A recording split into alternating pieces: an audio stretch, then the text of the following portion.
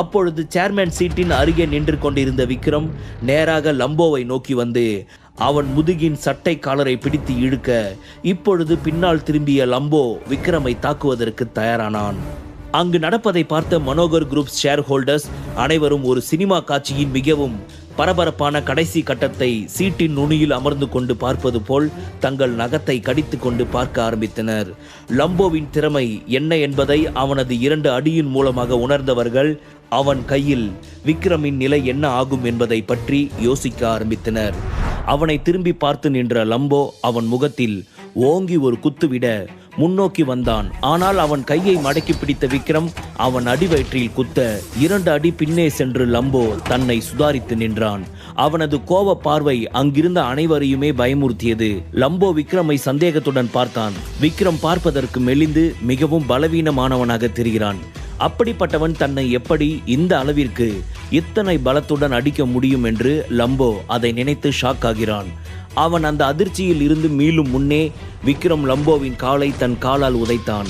அவ்வளவுதான், பலத்த சத்தம் எழும்பி கால் உடைந்தது. மீண்டும் விக்ரம் அவன் முகத்தில் ஓங்கி ஒரு குத்து குத்தினான். லூசிஃபரையும் அவனது பிரதர்ஸையும் அடித்து நொறுக்கி இத்தனை நேரம் அவர்கள் முன் ஹீரோவாக இருந்த லம்போவின் நாவில் உள்ள எச்சில் வறண்டு தொண்டை குழி காய்ந்து பயத்தில் உடலெல்லாம் நடுங்கியவாறு தரையில் சுருண்டு விழுகிறான். லம்போ, உண்மையாவே உனக்கு நிறைய டேலண்ட் இருக்கு, பட் என்ன அடிக்கிற அளவுக்கு உனக்கு டேலண்ட் இல்லை. ஐ எம் சோ சாரி என்று விக்ரம் மிகவும் கூலாக சொன்னான். விக்ரமிடம் இருந்து இத்தனை பலத்தை எதிர்பாராத லம்போ அவனிடம் மூச்சு வாங்கியவாறு தனது காலை பிடித்து கொண்டு, உனக்கு எங்கிருந்து இந்த அளவுக்கு சக்தி வந்துச்சு? என்னை எப்படி உன்னால் அடிக்க முடிஞ்சது? இது வரைக்கும் என்ன துணிஞ்சு அடிச்சு ஒரு ஆள் கூட நான் பார்த்ததே இல்லை. நீதான் ஃபர்ஸ்ட் டைம் என்று மூச்சு வாங்கியவாறே சொல்லிக்கொண்டே மெதுவாக எழுந்து நிற்க முயற்சி செய்தான். அந்த சமயம் விக்ரம் அவன் முதுகில் ஓங்கி குத்த எழுந்து கொண்டிருந்தவன் மீண்டும் தரையில் விழுந்தான். நான் யாரு என்ன ஏதுன்னு உன்னால கற்பனை கூட செஞ்சு பார்க்க முடியாது. அதனால நீ இருக்கிற இந்த இடத்திலேயே இருந்தனா உன்னோட உயிருக்கு நல்லது என்று அவனுக்கு பலமான வார்னிங் ஒன்றை கொடுத்தவன் அவனது நெஞ்சில் ஓங்கி குத்த பின்னோக்கி பறந்து சுவற்றில் அடித்து கீழே விழுந்தான் லம்போ. விக்ரமின் இந்த வார்த்தைகளும் அவனது அடியும் லம்போவை அடுத்து வார்த்தை பேச விடாமல் பயமுறுத்தியது. அவனது திறமை பலம் லம்போவின் பல வருட அனுபவத்தை மிதித்து போட்டது. இது போன்ற ஒரு சக்தி உள்ள ஒரு நபர் இதுவரை தனது வாழ்நாளில் வந்ததே கிடையாது. ஆனால் இன்று அது எல்லாம் விக்ரமால் தூள் தூளாக உடைந்து நொறுங்கி போனது. அப்பொழுது டேனி விக்ரமை பார்த்து மிகவும் பயந்து போகிறார். அவனிடம் குரலை உயர்த்தி பேசும் அளவுக்கு கூட துணிச்சல் இல்லை. தற்போதைய சூழ்நிலை அவனை மிகவும் பாதித்தது. காரணம், டேனி இத்தனை நேரம் அனைத்தையுமே கண்ணிமைக்காது பார்த்து கொண்டுதானே இருந்தான். அதன் மூலம் தன் மனதிற்குள் இருந்த துளி அளவு நம்பிக்கையும் காணாமல் போய்விட்டது. உடனே அவன் அங்கிருந்து வெளியே செல்ல முயற்சிக்கும் சமயம் லம்போவை அடித்து கொண்டிருந்த விக்ரம் அவனை விட்டுவிட்டு இப்பொழுது வேகமாக டேனியை நெருங்கி அவனது சட்டை காலரை பிடித்து இழுத்தவாறு, மிஸ்டர், எங்க ஓட பாக்குறீங்க? உங்களுக்காக தானே இங்க எத்தனை பேர் அடி வாங்கியிருக்காங்க. இதெல்லாம் நம்ம கேம் ரூல்ஸ்ல கிடையாது. நீங்க கொஞ்சம் ஒத்துழைச்சிங்கன்னா நல்லது, இல்லாட்டி சேதாரம் ரொம்ப பெருசா இருக்கும் என்று சொன்னவன் டேனியை மேஜியின் முன்பு இழுத்து வந்து நிறுத்தினான். இங்க பாரு விக்ரம், நீ யார்கிட்ட மோதுறன்னு தெரியாம மோதிட்டு இருக்க. இதனால நீ பின்னாடி சந்திக்க போற பிரச்சனை ரொம்ப ஆபத்தானது என்று தனது வார்த்தைகளாலேயே பயமுறுத்தி இங்கிருந்து தப்பிக்க கடைசியாக முயற்சி செய்து பார்த்தான் டேனி. ஆனால் அவனது பயம் கலந்த இந்த மிரட்டலான பேச்சு ஏனோ விக்ரமிற்கும் ராக்கெட் ராஜாவிற்கும் சிரிப்பை தான் வர வைத்தது. உன்னோட பேச்சு கேட்கவே நல்லா இருக்கு. நானும் ரொம்ப நேரமா போரிங்கா சண்டை போயிட்டு இருக்குன்னு யோசிச்சேன். ஆனா நீ இவ்வளோ நடந்தும் இவ்வளோ துணிச்சலா பேசுற பாத்தியா? எனக்கு நிஜமாவே சிரிப்பு தான் வருது. உன் கண்ணு முன்னாடியே உன் ஆள் அடி வாங்கினதை பார்த்தோம். நீ என்னை இவ்வளவு துணிச்சலா மிரட்டுறல உன்னெல்லாம் என்று இத்தனை நேரம் சிரித்தவாறு பேசியவன் திடீரென தனது முகத்தை கோபமாக மாற்றி அவனது தொண்டையை இறுக்கி பிடித்து மேலே தூக்கினான் விக்ரம். அவன் பிடித்திருந்த பிடிக்கு மூச்சு விட கூட கடினமாக இருந்தது. தற்போது விக்ரமுடன் போட்டி போடும் நம்பிக்கையை முற்றிலுமாக கைவிட்டு விட்டான் டேனி. விக்ரமின் சக்தி கற்பனைக்கு எட்டாதது என்பதை அவன் மிக தெளிவாக உணர்ந்து கொண்டான். லம்போவை விக்ரம் வீழ்த்தியது பெரும் அதிர்ச்சி அளித்தது. இருந்தாலும் கடைசியாக ஒரு முறை முயற்சி செய்து அவனை மிரட்டி பார்க்கலாம் என்று ஏதோ ஒரு குருட்டு நம்பிக்கையில் அவனை மிரட்டினான். ஆனால் விளைவு இப்பொழுது அவன் விக்ரமின் கைகளில் நசுங்கிக் கொண்டிருக்கிறான். இல்ல, ப்ளீஸ் என்னை விட்டு, என்ன ஒன்றும் பண்ணிடாத. நீ என்ன சொன்னாலும் நான் கேட்கிறேன் என்று மூச்சு விட முடியாமல் வார்த்தைகள் வாயில் இருந்து வெளியே வர தவித்தவாறு திக்கி திணறி பேசினான் டேனி. உன்கிட்ட இனி பேசுறதுக்கு ஒண்ணுமே இல்லை. ஒழுங்கு மரியாதையா நீ என்கிட்ட சரண்டர் ஆயிடு. இல்ல நிஜமாவே சொல்றேன், உன்னை இங்கிருந்து உயிரோட அனுப்பவே மாட்டேன். நான் என்ன சொல்றனோ அதை தான் பண்ணுவேன் என்று சொன்னவன் அவனது தொண்டை குழியை மீண்டும் அழுத்தி பிடிக்க இப்பொழுது டேனியின் நிலைமையோ வாழ்வா சாவா என்பதை போல் ஆகிவிட்டது. இதற்கு முன்பு பேசிய வார்த்தைகள் கூட இப்பொழுது பேச முடியாத அளவிற்கு விக்ரம் அவன் தொண்டை குழியை இறுக்கி பிடித்தான். கேட்கிறேன் என்பதை போல் அவன் கழுத்தை ஆட்டி சைகை மட்டும் சொன்னவன் தன் இரு கைகளை கூப்பி அவனை கீழே விடும்படி சொன்னான். இப்ப பேசலாம் என்று சொல்லி சிரித்தவாறு அவனை கீழே இறக்கினான் விக்ரம். அப்பாடா, உயிர் புழைச்சோம் என்பது போல் நிம்மதி பெருமூச்சு ஒன்றை இழுத்து விட்டான் டேனி.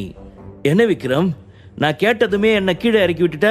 நான் உன்னை பழி வாங்குவேன்னு உனக்கு பயமா இல்லையா?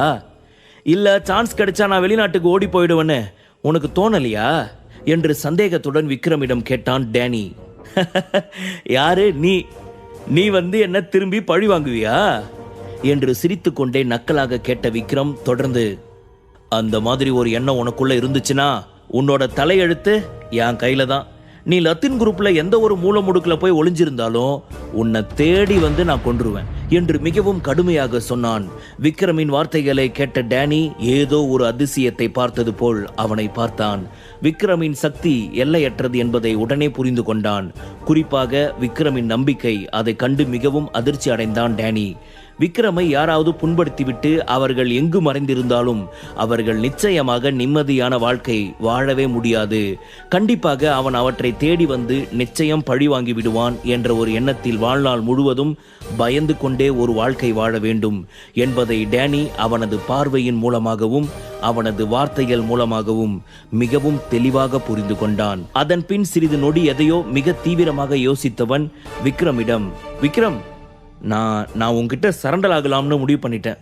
நான் உனக்கு சேவை செய்ய எனக்கு ஒரு வாய்ப்பு கொடுப்பியா? கண்டிப்பா நான் உனக்கு உண்மையா இருப்பேன் என்று டேனி அவனிடம் தனது நேர்மையான அணுகுமுறையை காட்டினான். அவனது இந்த அணுகுமுறை விக்ரமிற்கு சிரிப்பை தந்தது. அவனை பார்த்து மெல்ல சிரித்தவன் அங்கிருந்த சேரில் அமர்ந்து தனது சிகரெட்டை பற்ற வைத்தான். டேனி அவனின் காலுக்கு அடியில் அமர்ந்து அவனை அன்புடன் பார்த்தான்.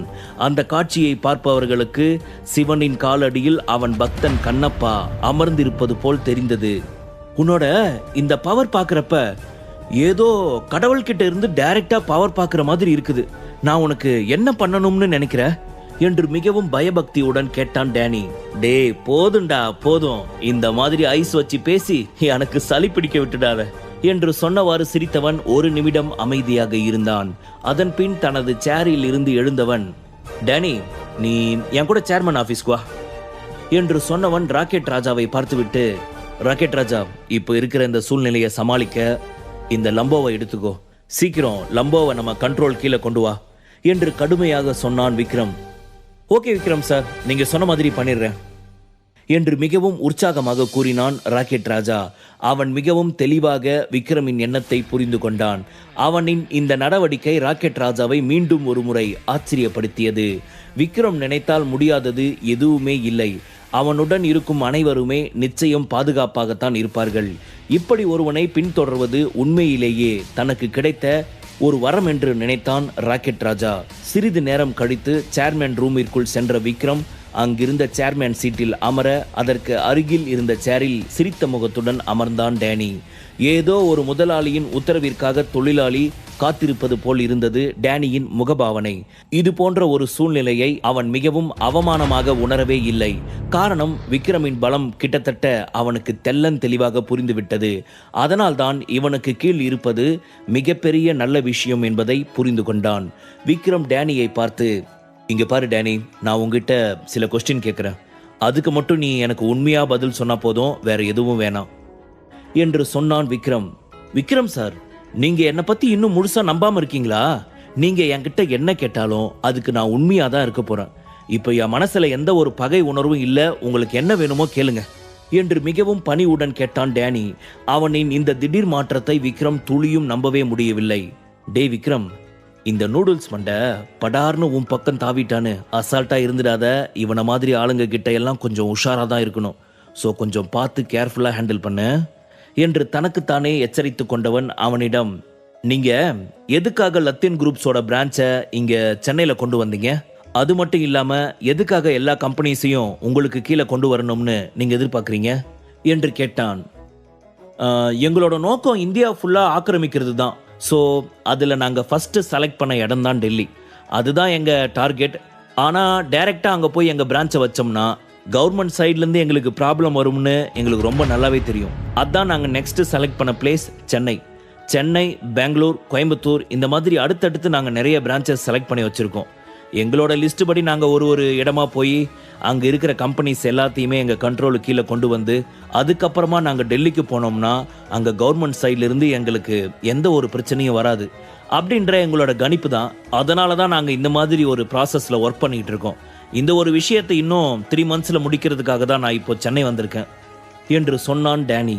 விக்ரம் எதுவும் பேசாமல் அவன் பேசியதையே மிகவும் கவனமாக கவனித்துக் கொண்டிருந்தான். அவனது வெளிப்பாடுகள், பேச்சுக்கள் இதையெல்லாம் வைத்து பார்க்கும் பொழுது டேனி பொய் சொல்லவில்லை என்று அவனுக்கு தோன்றியது. இவன் பேசுறத கேட்டா பொய் பேசுற மாதிரி தெரியல. அது மட்டும் இல்லாம இந்த டைம்ல பொய் சொல்லிட்டு இவன் என் கையிலிருந்து தப்பிச்சு போக முடியுமா என்று தனக்கு தானே சொல்லிக் கொண்டவன், இவங்க அங்கிருந்து வந்து நம்மளை அதிகாரம் பண்ணணும்னு நினைக்கிறாங்க. பட் நாம ஏன் இதையே அவங்களுக்கு ரிப்பீட் பண்ணக்கூடாது? கண்டிப்பா பண்ணணும். நிச்சயமா இதுக்கு டேனி ஹெல்ப் நமக்கு தேவை என்று விக்ரமின் மூளை ஓரத்தில் ஒரு சிறிய யோசனை தோன்றியது. நீண்ட நேரமாக விக்ரம் ஏதோ ஒரு தீவிர யோசனையில் இருப்பதை உணர்ந்த டேனி அவனிடம், விக்ரம், எனக்கு ரொம்ப டேலண்டான ஒரு ஏஜென்ட் இருக்காரு. ஐ திங்க் அவரால் உங்களுக்கு நிறைய விஷயத்துல ஹெல்ப் பண்ண முடியும்னு நினைக்கிறேன் என்று சொன்னான். அவன் வார்த்தைகளை கேட்டு சிறிது யோசித்தவன் அவனை அலட்சியப்படுத்தாமல், ஓகே, இப்ப ஹோல் வேர்ல்டுலயும் உங்களுக்கு எந்த லெவல்ல பவர்ஃபுல் இருக்குது? ஆசிய பசிபிக் இடங்கள்ல உங்க பவரை எந்த அளவுக்கு உங்களால இன்ஃப்ளூயன்ஸ் பண்ண முடியும் என்று கேட்டான் விக்ரம். இந்தியாவை தவிர மற்ற கண்ட்ரீஸ்ல எங்களோட லத்தீன் குரூப்ஸ் தங்களோட ஆதிக்கத்தை நிறைய இடத்துல கிரியேட் பண்ணி வச்சிருக்கு. பட் இந்தியாவை மட்டும்தான் எங்களால இன்னும் சரியா கண்ட்ரோலுக்குள்ள கொண்டு வர முடியல. என்னோட பவரை யூஸ் பண்ணி ஒரு விஷயத்தை சக்சஸ் பண்றதுக்கான பவர் என்கிட்ட இருக்குது. நீ கேட்ட அந்த ஆசிய பசிபிக் அந்த பிளேஸ்ல எங்களுடைய மெயின் பிரான்ச் தீபகற்பத்திலே இருக்குது என்றான் டேனி. எதற்காக இந்த இடத்தை பற்றி விசாரிக்கிறான் என்பது விக்ரமிற்கு மட்டுமே தெரிந்த ஒரு உண்மை. ஒருவேளை அவன் கடல்களின் ராஜாவாக வேண்டும் என்று நினைத்து விட்டானோ என்னவோ. டேனி சொன்னதை கேட்டு சிறிது யோசித்தவன், ஓகே, நீ போகலாம் என்று சொல்லிவிட்டு பிளாக் டீயை எடுத்து குடித்தவாறு டேனி சொன்ன வார்த்தைகளை பற்றி யோசிக்க ஆரம்பித்தான். அப்பொழுது டேனி அங்கிருந்து எழுந்து கிளம்ப போன சமயம், ஒரு நிமிஷம் டேனி, நீங்க இந்த மாதிரி லத்தீன் குரூப்ஸ்ல டாப் 3% ஒரு ஆளுன்னு எனக்கு தெரியும். பட் என்னதான் இருந்தாலும் உங்க குரூப்ஸ் உள்ளேயே கண்டிப்பா உங்களுக்கு அகைன்ஸ்டா சில பேர் இருக்கதான் செய்வாங்க. அந்த மாதிரி உங்களுக்கு அகைன்ஸ்டா இருக்கிறது யாரு என்று சிரித்துக்கொண்டே ஒரு கேள்வியை கேட்டான். அவன் கேட்ட கேள்வி ஒரு நிமிடத்தில் டேனியை அதிர்ச்சிக்குள்ளாக்கினாலும் அவன் சிறிதும் தயங்காமல், இப்போ லத்தீன் குரூப்ஸ்ல எனக்கு போட்டியா இருக்கிற ஒருத்தன் வீனஸ். அவன் இப்போ அரபிக்கடல் கரையில பெருநகரமான பாம்பே துறைமுக பகுதியில தான் இருக்கான் என்று சொன்னான். துறைமுக பகுதியா என்றவாறு விக்ரம் சிறிது யோசித்தான். பாம்பே சிட்டி பற்றி நன்றாக அறிந்திருந்த விக்ரம் அங்கு லத்தீன் குரூப்ஸிற்கு ஒரு பிரான்ச் இருப்பது என்பதை உணர்ந்து கொண்டான்.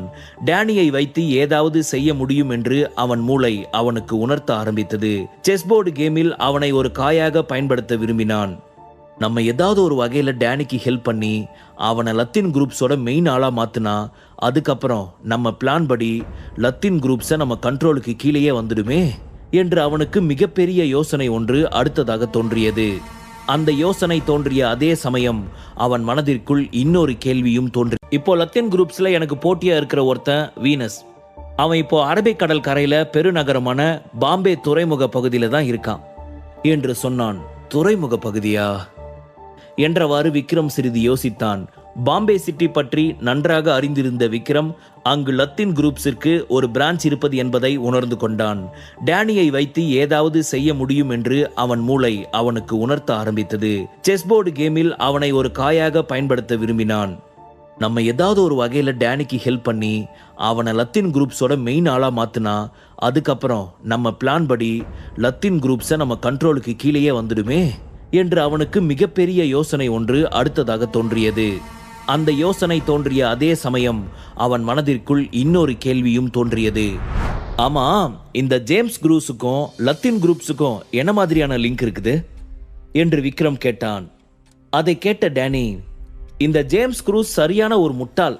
அவனுக்கு விக்ரம் சாரை பிடிக்காது அப்படின்றது எனக்கு தெரியும். அதே சமயம் விக்ரமும் அவன் மேல பயங்கர கோவத்தில் இருக்கான் அப்படின்றதும் எனக்கு ரொம்ப தெளிவா புரியுது என்று யோசித்தவன் தனது வேலையை காட்ட ஆரம்பித்தான். விக்ரம் சார், ஃபாரின்ல க்ரூஸ் கம்பெனிக்கும் லத்தீன் குரூப்ஸுக்கும் ஒரு நல்ல தொடர்பு இருக்குது. எனக்கு அவங்கள பத்தி ரொம்ப நல்லாவே தெரியும். இந்த ஜேம்ஸ் அந்த க்ரூஸ் குரூப்ஸோட ஃபேமிலி தான். இவங்க அமெரிக்காவில இருந்து வந்தவங்க. ஆனா ஜேம்ஸோட அம்மா இந்தியாவை சேர்ந்தவங்க.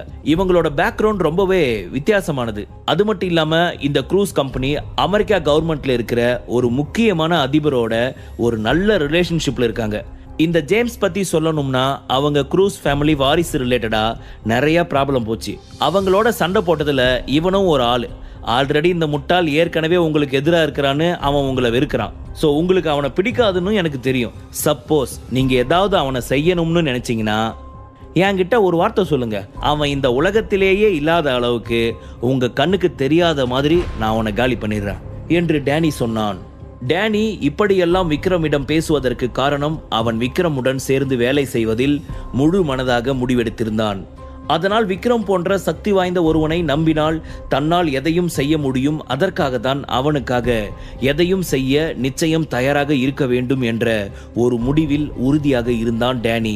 ஜேம்ஸ் க்ரூஸ் பற்றிய விவாதத்தை விக்ரம் ஆரம்பித்த போது அவனது ஒப்புதலை பெற தன்னால் முடிந்தவரை தான் அவனுக்கு உண்மையாக இருப்பதை போல் காட்டிக்கொள்ள விரும்பினான். அவன் பேச்சுவார்த்தையும் நடத்தையும் வைத்து விக்ரமால் அவனது எண்ணத்தை தெளிவாக புரிந்து கொள்ள முடிந்தது. க்ரூஸ் பத்தி அந்த அளவுக்கு பிரியாரிட்டி கொடுக்கணும்னு அவசியம் இல்லைன்னு தான் நினைக்கிறேன் என்று விக்ரம் கூலாக புன்னகைத்தவாறு சொன்னான். ஓகே விக்ரம் சார், உங்களுக்கு அந்த மாதிரி ஒரு இன்ட்ரெஸ்ட் இல்லாட்டி நான் இதோட விட்டுறேன். இனிமே இதை பத்தி பேசல என்று தலை அசைத்து சொன்ன டேனி அதன் பின்பு தனது முகபாவத்தை மாற்றிக்கொண்டான். டேனி, இப்போ நீ பண்ண வேண்டிய முக்கியமான விஷயம் என்னதுன்னா, லத்தீன் குரூப்ல கூடிய சீக்கிரத்துல டாப் 1க்கு வரதுக்கு ட்ரை பண்ணு. அதுக்கு தேவையான எல்லா ஹெல்ப்புமே நான் உனக்கு பண்றேன். ஃபாரின்ல உன்னால எனக்கு நிறைய வேலை ஆக வேண்டியிருக்குது. அதனால எந்த அளவுக்கு சீக்கிரம் லத்தீன் குரூப்ல உன்னால டாப்ல வர முடியுமோ அதுக்கான ஏற்பாடு எல்லாத்தையும் பண்ணு. உன் கையில இருக்கிற சக்தி மட்டும்தான் உண்மையான பலம். அதனால உன்னோட பலத்தை நான் கண்டிப்பா பாத்துக்கிறேன். நீ சொன்ன அந்த போட்டியாளரை பொறுத்த வரைக்கும் ஃபியூச்சர்ல அவன் உன் வழியில நிக்காத மாதிரி நான் பாத்துக்கிறேன் என்று விக்ரம் அவனிடம் சொல்ல அதை கேட்ட டேனிக்கு மனதிற்குள் எல்லையில்லா சந்தோஷம். நான் லத்தீன் குரூப்ஸ்ல 3வது ஆளா இருக்கேன். என்னைக்காவது ஒரு நாள் டாப்ல வந்துட மாட்டோமோன்னு பல முறை நினைச்சு பார்த்துருக்கேன். ஆனா அதை என்னால ரீச் பண்ண முடியுமா அப்படின்ற டவுட் எனக்குள்ள இருந்துச்சு. அது மட்டும் இல்லாம எனக்கு எப்பவுமே ஆப்போசிட்டா இருக்கிற அந்த வீனஸ் எனக்கு ஒரு பெரிய பிரச்சனையா இருந்தான். அவனை எப்படி சமாளிக்கிறதுன்னு நான் கொஞ்சம் குழம்பிட்டே இருந்தேன். ஆனா இப்போ விக்ரம் சார் எனக்கு சப்போர்ட் பண்றேன்னு சொல்லியிருக்காரு. உண்மையாவே எனக்கு இது ரொம்ப சந்தோஷமான ஒரு விஷயமா இருக்குது. நான் இப்ப எடுத்திருக்கிற முடிவு எனக்கு ஒரு நல்ல முடிவுன்னு தான் தோணுது. எனக்கு விக்ரம் சார் கீழே வேலை பார்க்கறதுனால எனக்கு எந்த ஒரு தயக்கமும் இல்லை. நான் கரெக்டான முடிவை தான் எடுத்திருக்கேன் அப்படின்றதுல நான் ரொம்ப தெளிவா இருக்கேன் என்று தனக்குத்தானே சொல்லிக் கொண்டவன் தனது முகத்தை மிகவும் உற்சாகமாக மாற்றினான். அவன் முகத்தில் தெரிந்த மாற்றத்தை புரிந்து கொண்ட விக்ரம், உண்மையாவே நீ ரொம்ப அறிவாளிதான். உடம்புல எந்த ஒரு காயமும் இல்லாம ஈஸியா எந்த பக்கம் இருந்தா உனக்கு அட்வான்டேஜோ அதுக்கு ஏத்த மாதிரி டேர்ன் ஓவர் ஆகிட்ட. பட் அதே சமயம் என்கிட்ட இருந்து எனக்கு சதி பண்ண நினைச்சனா நீ சந்திக்கிற விளைவு ரொம்ப மோசமா இருக்கும். இதையே நீ என்னோட வார்னிங்கா எடுத்துக்கிட்டாலும் சரி, இல்ல என்னோட அட்வைஸா எடுத்துக்கிட்டாலும் சரி, ஓகேவா என்று செல்லமாக அவன் கன்னத்தில் தட்டினான். அப்பொழுது கதவை திறந்த ராக்கெட் ராஜா விக்ரமிடம் மிகவும் பணிவாக, விக்ரம் சார், நான் உள்ள வரலாமா என்று கேட்க, உள்ளவா ராஜா என்று சொன்ன விக்ரம் டேனி பக்கம் திரும்பி, டேனி, இனி ராக்கெட் ராஜாவோட கான்டாக்ட் பண்ணிக்கோ. கூடவே இப்போ உன் கூட இருக்கிற பாடி கார்ட்ஸ் எல்லாருமே ராக்கெட் ராஜா கீழே மாத்திடு. பிகாஸ் நீ ஏற்கனவே ஒரு டாப் பொசிஷன்ல இருக்கிற. ஸோ அதுவே உனக்கு போதும். பிகாஸ் ராக்கெட் ராஜா தான் நமக்கு மொத்தமான ஒரு கமர்ஷியல் பலமே. நாம எந்த அளவுக்கு அவருக்கு கமர்ஷியல் சப்போர்ட்ஸ்ல இருக்கோமோ அந்த அளவுக்கு நம்மளோட டீம் ரொம்ப ஸ்ட்ராங் ஆயிட்டே இருக்கும். நான் சொல்றது உனக்கு புரியும்னு நினைக்கிறேன் என்று அவன் சொல்ல, அதை கேட்ட டேனிக்கு குழப்பமாகவும் ஏனோ சங்கடமாகவும் தோன்றியது. நாம என்னதான் லத்தீன் குரூப்ஸ்ல பெரிய ஆளா இருந்தாலும் இங்க இவங்க நம்ம டீமை பொறுத்த வரைக்கும் நம்ம புது ஆளு தான். அதனால நாம ராக்கெட் ராஜாவுக்கு கீழே தான் இருக்கிற மாதிரி இருக்கும் என்று நினைத்த அவனது மனது சிறிது சஞ்சலப்பட்டது. காரணம், ராக்கெட் ராஜாவை விட டேனி மிகச் சிறந்தவன். ஏற்கனவே டேனி ஒரு சர்வதேச நீதிக்குழுவின் தளபதி. ஆனால் ராக்கெட் ராஜா வெறும் ஒரு அண்டர் கிரவுண்ட் டான், அவ்வளவுதான். ஆனால் அவருக்கு பிசினஸை பற்றி எந்த ஒரு விவரமும் தெரியாது. உண்மையில் டேலண்டை பொறுத்தவரை ராக்கெட் ராஜாவை விட டேனி தான் உயர்ந்தவன் என்று நினைத்த டேனிக்கு மனதிற்கு சிறிது சஞ்சலமாக இருந்தது. இதை பற்றி யோசித்துக் கொண்டிருந்த டேனியை சீரியஸாக பார்த்த விக்ரம் அவன் மனதை சரியாக புரிந்து கொண்டவன் போல, என்ன டேனி, நான் சொன்னதுக்கு எந்த ஒரு ரெஸ்பான்ஸ் இல்லாம அமைதியா இருக்கிற? உன் முகமே சரியில்லையே. ஈகோ தடுக்குதா? இது எல்லாத்தையும் உன்னால கண்ட்ரோல் பண்ண முடியுமா? அண்டர் கிரவுண்ட்ல இருக்கிற சொத்து எல்லாத்தையுமே கவனிக்கிறது உனக்கு ஈஸியா? ராக்கெட் ராஜா செய்யற எல்லாத்தையுமே அச்சு பிசுறாம எந்த ஒரு ஃபால்ட்டும் இல்லாம ராக்கெட் ராஜா மாதிரியே உன்னால பண்ண முடியுமா என்று கேட்டான். அவனது இந்த கேள்விகளுக்கு உறுதியாக என்னால் முடியும் என்று டேனியால் பதில் சொல்ல முடியவில்லை. அதனால் அவன் சிறிது தயங்கியவாறு, எனக்கு நீங்க சொல்ற எல்லா தகுதியும் இருக்குமான்னு தெரியல, பட் இதுல என்னால கண்டிப்பா பாதி விஷயங்களை பண்ணி முடிக்க முடியும் என்று அவன் தயங்கியவாறு சொன்னான். அதன் பின் ஏதோ யோசித்தவன் விக்ரமிடம், விக்ரம் சார், போன தடவை அண்டர் கிரவுண்ட்ல இருக்கிற என்னோட நிலத்தடி கிடங்க ராக்கெட் ராஜா ஆள் மூலமா தானே க்ளோஸ் பண்ணீங்க. அது ரொம்பவே மதிப்பு மிக்க ஒரு பிசினஸ். அதுல பல வகையான மதிப்பு மிக்க வெடிமருந்துகளும் ஆயுதங்களும் இருந்துச்சு. ஆனா அது எல்லாத்தையுமே அழிச்சிட்டீங்க.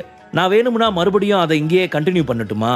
அதை ஒன்னையாவது நான் என்னுடைய பொறுப்புக்கு கீழே எடுத்துக்கவா என்று டேனி கேட்க, இங்க பாரு டேனி, ஃபாரின்ல நீ என்ன வேணும்னாலும் வேலை பண்ணிக்கோ, அதை பத்தி எனக்கு எந்த ஒரு கவலையும் இல்லை. ஆனா என்னோட நாட்டுல என்னோட இடத்துல நீ இந்த மாதிரி தொழில் செய்யறதுக்கு நான் அனுமதிக்கவே மாட்டேன். உனக்கு கீழே இருக்கிற பாடி கார்ட்ஸை நீ ராக்கெட் ராஜா கிட்ட கொடுத்துடு என்று அவன் மிகவும் தீவிரமாக சொன்னான். காரணம், அவனுடைய கருத்தே டேனியை வெளிநாடுகளுக்கு மட்டும் விரிவுபடுத்துவது.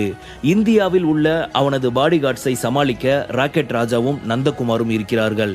டேனியை முழுக்க முழுக்க ஃபாரின் சைடு இருக்கும் வேலைக்காகவே பயன்படுத்தி கொள்ளலாம் என்று நினைத்தான் விக்ரம். அவன் இத்தனை தீவிரமாக சொல்லவும் அவனிடம் ஏதோ ஒரு காரணம் இருக்கிறது என்பதை உணர்ந்து கொண்ட டேனி, ஓகே விக்ரம் சார் என்று தலை அசைத்தான். இருந்தாலும் அவன் மனதிற்குள் ஒரு புதிர் இருந்து கொண்டேதான் இருந்தது. இத்தனை திறமையும் புத்திசாலித்தனமும் ஆள் பலமும் இருக்கிற இந்த விக்ரம் ஏன் இன்னும் பணமே சம்பாதிக்கல என்ற ஒரு கேள்வி டேனியின் மனதை குழப்ப ஆரம்பித்தது. அவன் மனதிற்குள் இருக்கும் இந்த கேள்வியை புரிந்து கொண்டவன் போல் விக்ரம் அவனை பார்த்து சிரிக்க ஆரம்பித்தான். அதன் பின் லம்போவை அந்த இடத்திற்கு வர செய்த விக்ரம் டேனியை ராக்கெட் ராஜாவிடம் ஒப்படைத்துவிட்டு அவர்கள் இருவரிடமும் ஏதோ சொன்னவன் லம்போவை அழைத்து கொண்டு கீழே சென்றான். ராக்கெட் ராஜாவின் ரோல்ஸ் ராய்ஸ் காரில் ஏறி அமர்ந்த விக்ரம் லம்போவிடம் தன்னை லத்தீன் ஹோட்டலுக்கு அழைத்து செல்லுமாறு சொன்னான். அரை மணி நேரத்தில் அவர்களது கார் லத்தீன் ஹோட்டலை வந்து அடைந்தது. அந்த இடம் பார்ப்பதற்கு மிகவும் ஆடம்பரமாகவும் பயங்கரமாகவும் இருந்தது. அந்த இடத்தை சுற்றிலும் ஃபாரினர்ஸ் யூஸ் செய்யும் ஸ்போர்ட்ஸ் கார் மட்டுமே நின்று கொண்டு இருந்தது. அதை பார்த்ததுமே விக்ரமிற்கு தெரிந்துவிட்டது அந்த ஹோட்டலின் வேல்யூ எந்த லெவலுக்கு இருக்கும் என்று. அதன் பின் அவர்கள் இருவரும் காரில் இருந்து இறங்கி நேராக 25வது ஃப்ளோரை நோக்கி செல்ல அந்த இடம் முழுவதும் கோல்டன் நிறங்களால் அலங்கரிக்கப்பட்டு இருந்தது. பணிப்பெண்களும் ஆண்களும் அங்கும் இங்கும் உலாவிக் கொண்டிருக்க விக்ரமும் லம்போவும் அங்கு வருவதை பார்த்த ஒரு பெண், மிஸ்டர், நீங்க இங்க எதுக்காக வந்திருக்கீங்க? ரியலி சாரி, இந்த இடம் ஃபுல் அண்ட் ஃபுல் ஜேம்ஸ் குரூஸுக்கு புக் செய்யப்பட்டது. அது மட்டும் இல்லாம அவரை தவிர வேற யாருமே இங்க வர்றது அவர் விரும்ப மாட்டாரு. சப்போஸ் அவர் சொல்லிதான் நீங்க வந்திருக்கீங்கன்னா உங்ககிட்ட அதுக்கான அப்பாயின்மெண்ட் ஏதாவது இருக்குதா? ஏன்னா அப்பாயின்மெண்ட் இல்லாம உள்ள போறதுக்கு உங்களுக்கு அலோடு கிடையாது என்று அந்த பெண் விக்ரமையும் லம்போவையும் தடுத்தாள். உடனே லம்போ அவளை முறைப்பது போன்று ஒரு பார்வை பார்க்க ஒரு சில நொடிகளுக்கு பின் அவன் யார் என்பதை உணர்ந்து கொண்ட அந்த பெண், சாரி மிஸ்டர் லம்போ, நீங்க யாருன்னு தெரியாம நான் உங்களை தடுத்துட்டேன், என்னை மன்னிச்சிடுங்க. இப்போ நீங்க யாருன்னு எனக்கு புரியுது, நீங்க 2 பேரும் உள்ள போகலாம் என்று அந்த பெண் அவர்கள் இருவரும் உள்ளே செல்ல வழிவிட்டாள். லம்போவை பார்த்து, இங்க இருக்கிற பாடிகார்ட்ஸ் எல்லாத்தையும் இமீடியட்டா கிளியர் பண்ண என்று சொன்ன விக்ரம் அதன் பின் ஜேம்ஸ் குரூஸ் இருக்கும் இடத்தை நோக்கி சென்றான். அங்கே கையில் ஒயின் கிளாஸுடன் தன் 2 புறங்களிலும் 2 பெண்களுடன் உல்லாசமாக சிகரெட் பிடித்துக் கொண்டு சல்லாபத்தில் இருந்த ஜேம்ஸ் குரூஸை பார்த்தனர். இவனுக்கு எப்ப பாரு இதேதான் வேலை போல. 2 பக்கமும் 2 குட்டிங்க, கையில ஒரு புட்டி, ராஜ வாழ்க்கை வாழ்ந்துட்டு இருக்கான் என்று மனதிற்குள் நினைத்து சிரித்த விக்ரம் அவனை பார்த்து தனது தொண்டையை கனைக்க அந்த 2 பெண்களும் ஜேம்ஸிடம் இருந்து விலகினர். அங்கு அவனை பார்த்த ஜேம்ஸ் குரூஸின் மனதிற்குள் அதிர்ச்சியாக இருந்தது. இருந்தாலும் ஒரு கணம் இதையும் யோசித்து தன்னை சுதாரித்துக் கொண்டவனின் முகத்தில் புன்னகை தவழ்ந்தது. என்ன விக்ரம், நந்தகுமாரோட கம்பெனி கூண்டோட கைவிட்டு போயிடுச்சா? அதனால மனசு கஷ்டப்பட்டு இங்க டைம் ஸ்பெண்ட் பண்ணலாம்னு வந்திருக்கியா? இவ்வளவு தூரம் இங்க வந்திருக்க, உனக்கு அந்த அளவுக்கு பைசா இருக்குதா?